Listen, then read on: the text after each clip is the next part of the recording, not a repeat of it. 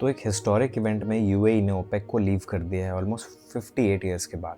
अब हमारा आपका सबसे बड़ा कंसर्न यही है कि यार ऑयल प्राइसेस का क्या होगा। बहुत अनसर्टेनिटी बनी हुई। सबसे पहले ओपेक के बारे में जानते हैं। ओपेक एक कार्टेल है 12 कंट्रीज का, जिसके फाउंडिंग मेंबर्स यूएई, सऊदी जैसे कंट्रीज हैं जो दुनिया भर में ऑयल प्राइसिंग और प्रोडक्शन को डिसाइड करते हैं। ना क्वेश्चन ये है कि यूएई ने इसे लीव क्यों किया। सबसे बड़ा रीजन ईरान और यूएस का वॉर, जिसकी वजह से स्ट्रेट ऑफ हॉर्मुज बंद है और यूएई का ऑयल लंबे टाइम से स्टक है। दूसरी चीज, सऊदी और यूएई के बीच में काफी कॉन्फ्लिक्ट चल रही है। यमन और रीजनल इश्यूज तो हैं ही, at the same time UAE को ऐसा लगता है ओपेक में सऊदी अरब के फेवर में डिसीजन ज्यादा लिए जाते हैं। तीसरी चीज और सबसे बड़ी इंपॉर्टेंट, यूएई का एक टारगेट है कि वो 2027 तक 5 million barrel per day produce करना चाहता है, पर ओपेक कोटा के अंदर ये चीज पॉसिबल नहीं है। ना इंडिया एक कंट्री जो अपने 85% ऑयल्स को इंपोर्ट करता है, उसके लिए इस डिसीजन का क्या मायने हैं। ये प्रॉब्लम्स तो होंगी। और गवर्नमेंट ऑफ इंडिया का कहना है कि ऑयल प्राइसेस नहीं बढ़ेंगी। Most of the opposition parties ये क्लेम कर रही हैं कि ऑनगोइंग इलेक्शंस के बाद सरकार ऑयल प्राइसेस को बढ़ाएगी। हमारे पास 70 to 75 डेज का ऑयल रिजर्व है।